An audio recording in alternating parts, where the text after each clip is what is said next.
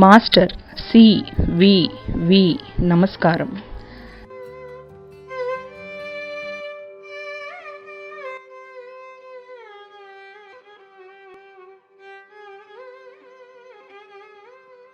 Master CVV. నమస్కారం.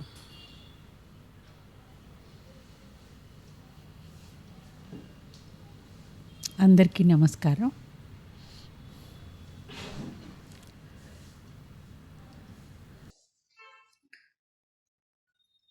ఆ ఉషస్సు don ఎంతసేపు ఉంటుందండి? కొద్దిసేపే ఉంటుంది. The brief perpetual sign record above. కొద్దిసేపే. పైనుంచి 2 పదాలు వాడారు, బ్రీఫ్, పర్పెచువల్. బ్రీఫ్ అంటే క్షణికం, కొద్దిసేపు.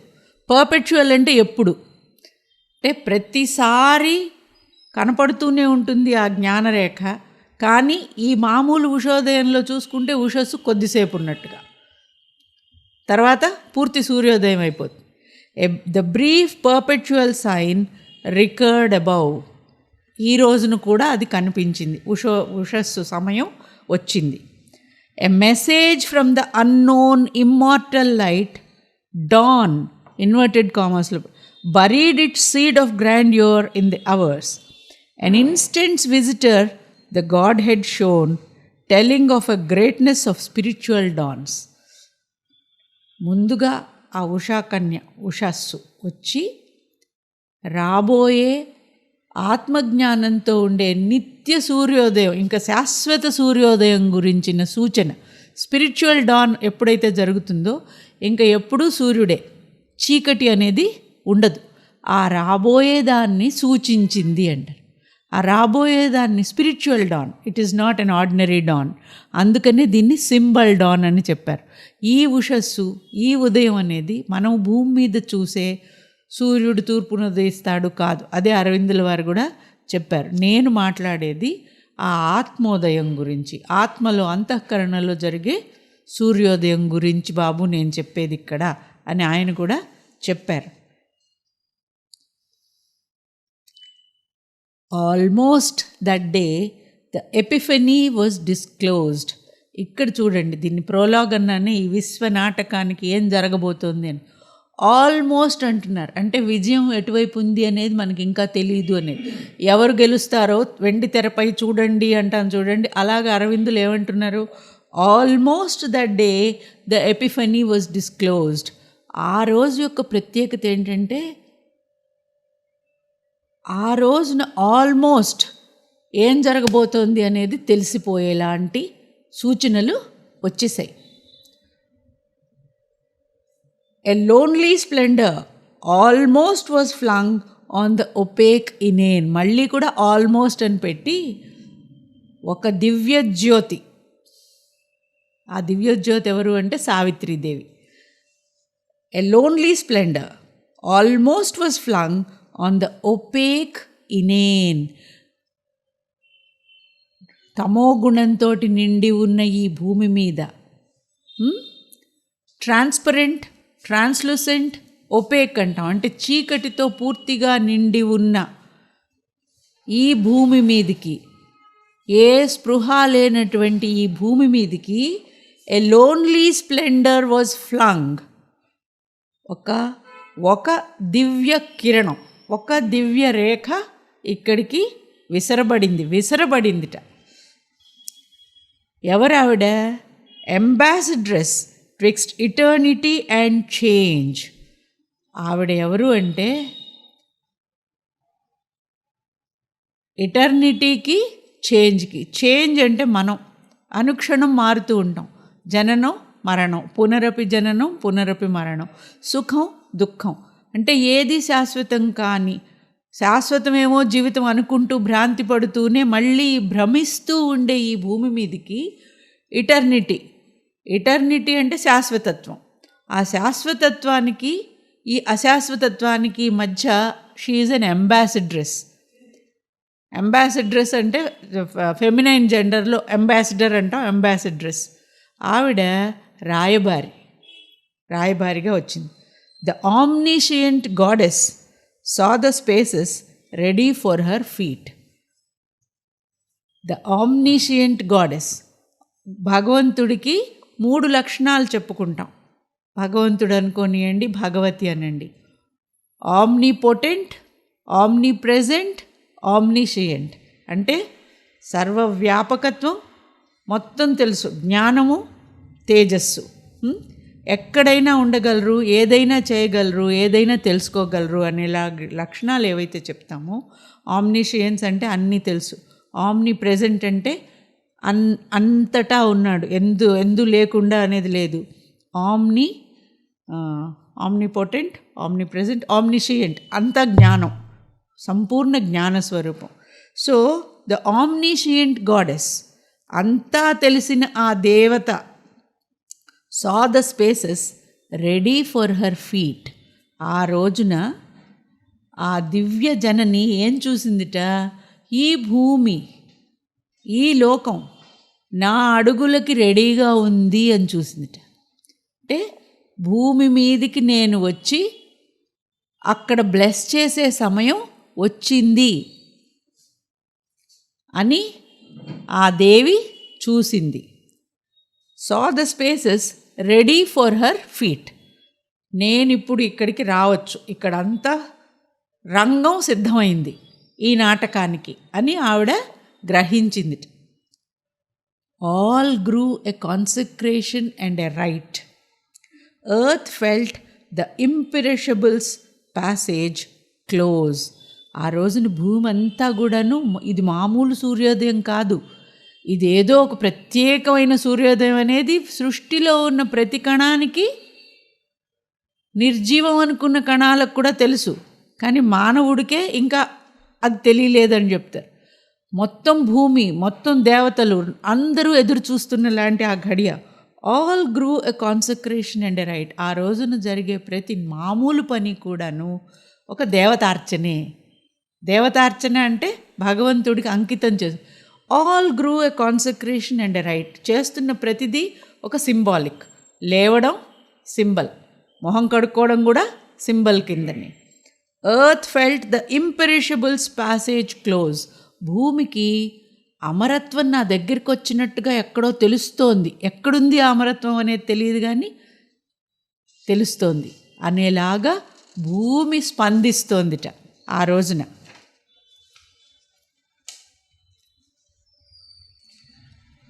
ఆ ఉషస్సు ఎక్కువసేపు ఉండదు అని ఇందాకే చెప్తున్నాం కదా, మెసెంజర్ విత్ ఎ మెసేజ్. ఉషస్సు అనేది ఒక సూచన ఇస్తుంది. It's a vision and a prophetic gleam, a divine afflatus, a prescience of a marvellous birth to come. రాబోయే సూర్యోదయానికి ముందు సూచన కింద వస్తుంది ఉషస్సు. తర్వాత సూర్యుడు కనిపిస్తాడు. సూర్యుడు వచ్చే కంటే ముందే మనకి ఈ చీకట్లను పారద్రోలుతూ డాన్ మనం చూస్తాం, చిన్నగా వచ్చేది అది. ఆ తర్వాత came common day light. Man lifted up the burden of his fate. చిన్నగా తెల్లవారాక మనుషులందరూ ఏం చేస్తారు? తమ విధిని తమ భుజానేసుకుని ముందుకు కదులుతారట. విధిని భుజానేసుకోవడం అంటే ఏంటి? ఏమేం కర్మలు చేసుకోవాలి అనేలాగా నిద్రపోవడం, అజ్ఞానంలో నేనెవరు అనేది గుర్తులేనితనం నుంచి చిన్నగా కదలికలు, దుప్పటి ముసుగు పక్కకి తీయటం, ఇంకా తర్వాత తన విధి ఏమేం చేసుకోవాలి, మళ్ళీ కొత్త కర్మలు కూడవేసుకోవటం, పాత కర్మల్ని తీర్చుకోవటం అనేలాంటి ఆ బర్డెన్ ఆఫ్ హిస్ ఫేట్ తీసుకుని బయలుదేరాడు. దాంట్లో నుంచి బయటికి వెళ్ళాలి, ఎలా వెళ్ళాలి, ఏం చేయాలి అనే జ్ఞానం లేదు కాబట్టి ఇది ఇంతే అనేసి యాక్సెప్ట్ చేసి ముందుకు కదులుతూ ఉంటారు. And Savitri too awoke among these tribes. ఆ రోజున అందరిలాగానే సావిత్రి కూడా నిద్రలేచింది. అందరూ ఏం చేస్తున్నారు? They are carrying the burden of their fate. తమ కర్మ భుజాన వేసుకుని ఆ బరువు మోసుకుంటూ నిన్న సాయంత్రం ఎక్కడ ఆపారో అక్కడి నుంచి మళ్ళీ కంటిన్యూయేషన్ అని బయలుదేరుతున్నారు. బట్ సావిత్రి అటువంటిది కాదు. She did not take part in this small ephemeral joys, illusion of Dzire.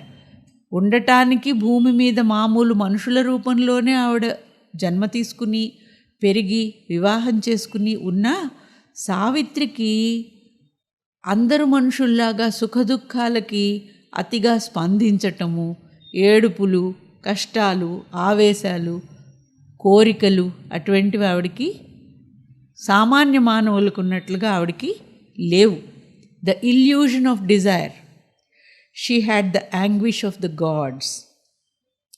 ఆవిడకి ఏముంది లోపల? ఆ దేవత్వానికి ఈ మనిషి ఎప్పుడు బాగుపడతాడు, ఎప్పుడు ఈ కష్టాల్లో నుంచి బయటికి వస్తాడు అనే వేదన ఏదైతే ఉందో ఆ వేదన ఆవిడ హృదయంలో ఉంది. మామూలు డబ్బులు, మామూలు సుఖాలు, వీటి కోసం ఆవిడకి అసలు ఎటువంటి డిస్టర్బెన్సు లేదు. A prodigal of a rich divinity, her self and all she was, she had lent to men that heaven might native grow on mortal soil.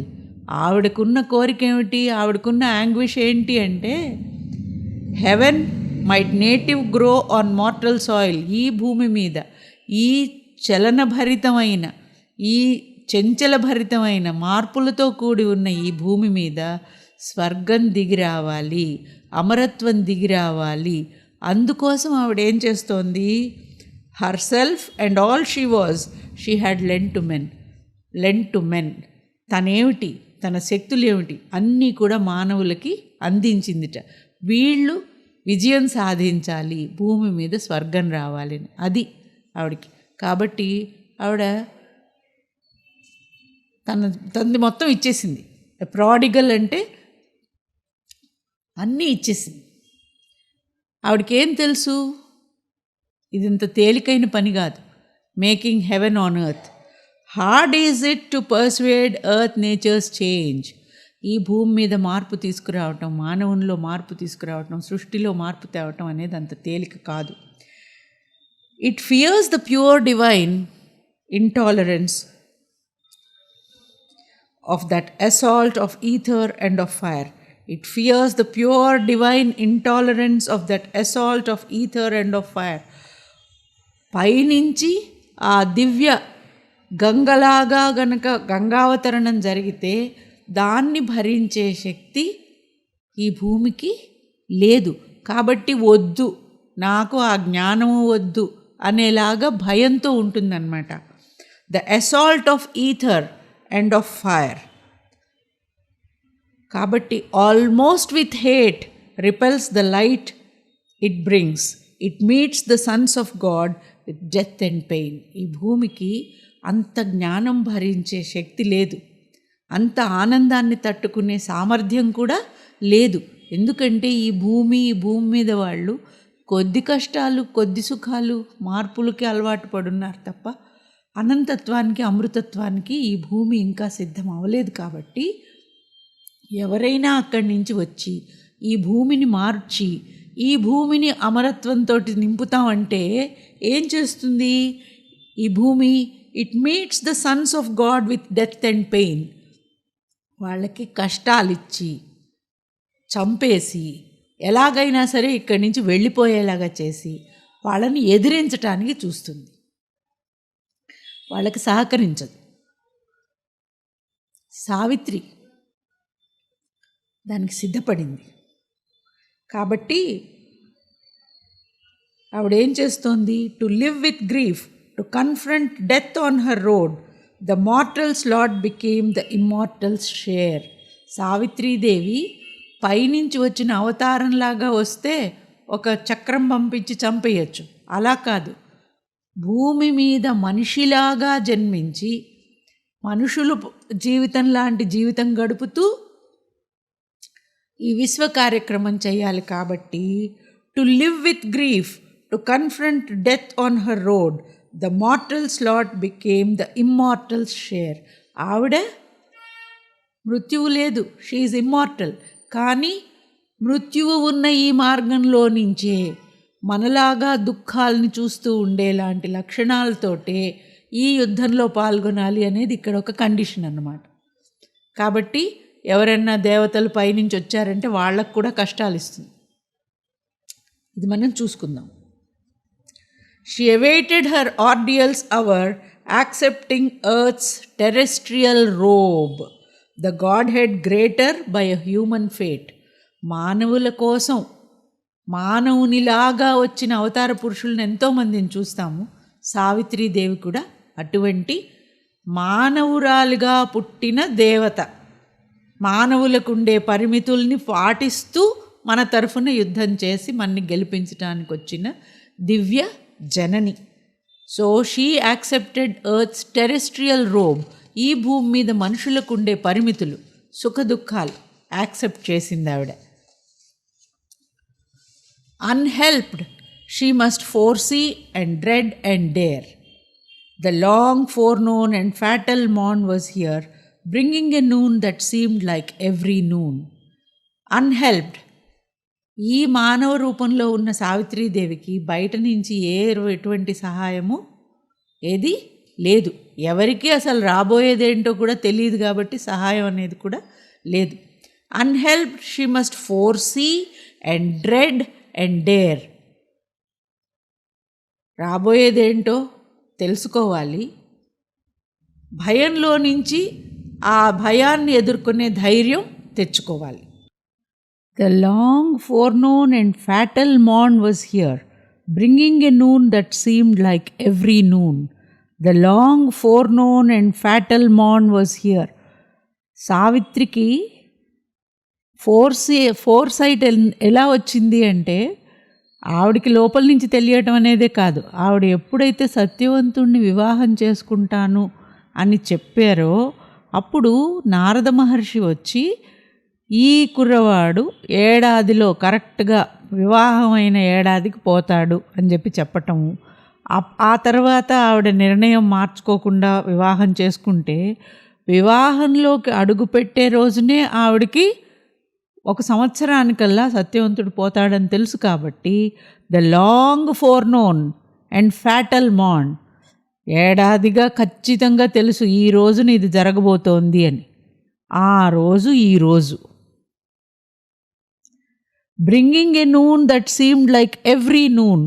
మామూలుగా బయట ప్రకృతిలో చూస్తే తేడా ఏమీ లేదు, సూర్యోదయం అలాగే అయింది, సత్యవంతుడు అడవికి అలాగే నవ్వుతూ వెళ్తున్నాడు, ఆయన తల్లిదండ్రులు మామూలుగా ఉన్నారు, ఎవరికి ఏమీ తేడాలు తెలియట్లేదు. తెలిసిందల్లా సావిత్రీదేవికి లోపల నుంచి ఏం జరగబోతోంది అనేది తెలుసు కాబట్టి దానికి తగిన జాగ్రత్తతోటి యుద్ధ సన్నద్ధురాలు అవుతుందన్నమాట. Dread and dare. Only her outward self suffered and strove. Even her humanity was half divine. Her spirit open to the spirit in all. All lives she bore, carried in herself the world. Savitridevi ఈ మరణంతో చేసే యుద్ధము కేవలం ఒక్క మనిషి కోసం, తన భర్త కోసం కాదు. ఎందుకంటే ఆవిడ బయటికి చూడ్డానికి మనుషుల్లాగా ఉన్నా షీ వాజ్ హాఫ్ డివైన్. ఆవిడ మానవత్వంలో కూడా దైవత్వం 50% ఉంది కాబట్టి ఈ దుఃఖం, ఈ విశ్వం యొక్క దుఃఖం, ఈ ప్రపంచం యొక్క దుఃఖం, ఆ దుఃఖం అంతా ఆవిడ హృదయంలో ఇముడ్చుకుంది. అనంతమైన ప్రేమ, ఆ ప్రేమతో పాటు ఈ మనుషులు పడే కష్టాలకి అనంతమైన దుఃఖం కూడా ఆవిడ హృదయంలో ఉన్నాయి. She carried in her self the world. ఆవిడ తనలో, తన హృదయంలో ఈ విశ్వం మొత్తాన్ని, దాని సమస్యల్ని, దాని కోరికల్ని, దాని లక్ష్యాన్ని తనలో ఉంచుకుంది. ఆవిడ భయం, her dread was cosmic dread. Her strength was cosmic might. ఆవిడ పడే భయం కేవలం సత్యవంతుడి కోసం కాదు.